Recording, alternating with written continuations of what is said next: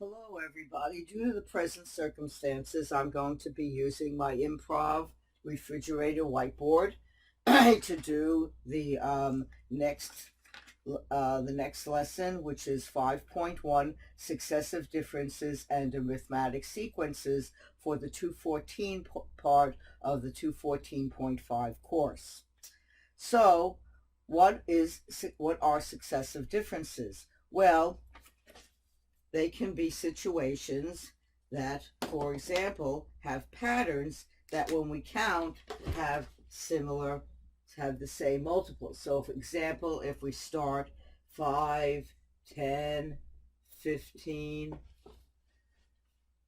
20, 25, 30, we see that if we add 5 to 5, we get 10. If we add 5 to 10, we get 15. If we add 5 to 15, we get 20. If we add 5 to 20, we get 25. We add 5 to 30, 5 to 25, we get 30. And then we can continue for on and on and on. So what we want to do is we want to figure out what's the next number after 30 in this pattern. And we see that if we add 5 to 30, we end up with 35, and that would be the next number, since 30 plus 5 is equal to 35.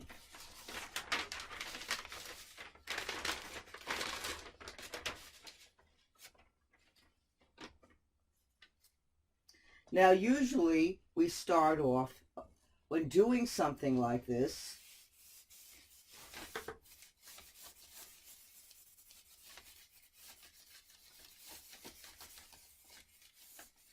we start off with n, and we start off with 0, and in our case, we'll 0, 0. And then we'll go 1, 2, 3, 4, 5, 6, 7. So at 1, we had 5. At 2, we had 10. At 3, we had 15. At 4, we had 20. At 5, we have 25. At 6, we had 30. And then we found that the next one at 7 was 35. So we can say that y is equal to 5, because that's what we're adding to each of these numbers, times 7, that's our n, is equal to 35. Another way to write this is to understand that technically we're starting at 0, and we can have y is equal to 5n, since it's always increasing by 5, plus 0. And if you notice that this begins to look very similar to a linear equation.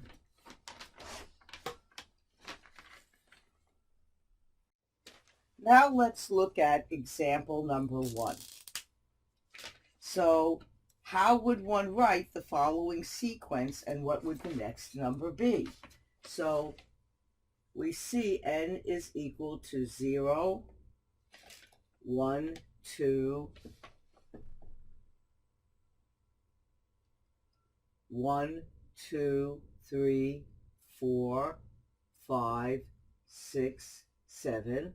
So we're going to make a sequence that consists of 7 numbers. And we start off at 0 is equal to 1. Then we have 6, 11, 16, 21, 26, 31, and this is the one we have to figure out. So we look at this and we see that to get from 1 to 6, we have to add 5. To get from 6 to 11, we have to add 5. And we continue adding 5 to get to each of these numbers. So that means that in order to get our last number, we have to add 5 to 31. So that will be 31 plus 5, which will give us 36. Now, if we use the formula, we look at this, and we try to write a formula for this, like the linear equation I just mentioned, and we find that y is equal to 5n, because we're going up 5 on each place to get to the next number, and plus 1, because at 0, when n is equal to 0, we're starting at 1.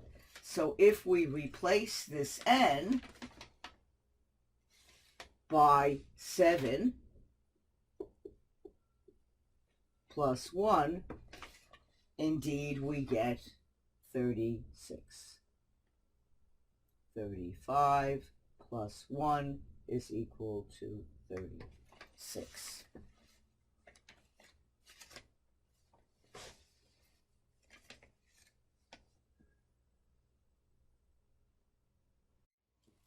Now let's look at example number 2. And it says, use successive differences to find the formula for the sequence below and find the next number. So in this one, we're actually going to find the formula like we did earlier, but we're actually going to use the formula to find the next number, and then we can check it just by predicting it. So let's do that. So we have n is equal to 0, 1, 2, 3, 4, 5, 6, 7. So we're going to do 7 numbers. And we start at 3.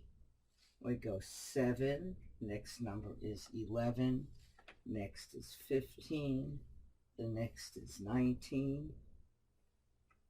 The next is 23. The next is 27. And this is the one we want to predict. So let's look at how much do we have to add to 3 to get 7? Well, we have to add 4. How much to 7? How much do we have to add to 7 to get to 11? We have to add 4, and so on. So for each of these, we have to add 4 to get to the next number. Now they're asking us to find the formula for this. So we see that we're going up. So we're going to say y is equal to 4, because that's the amount we have to add to each number. So we have 4. And then, of course, we have to figure out what's happening at the n, and that's going to be n. And then here we start out at 3, so that's going to be our formula. So now that we see n is equal to 7, because that's where our blank is, and we have y is equal to 4 times 7 plus 3. So that's equal to 4 times 7, which is 28, plus 3, so that will give us 31. So now we can look at our prediction here and say, well, if we add 4 to 27, indeed we do get 31. So the formula does indeed work. So thank you very much. And this is going to be the answer to this, and this is the end of lesson 5.1.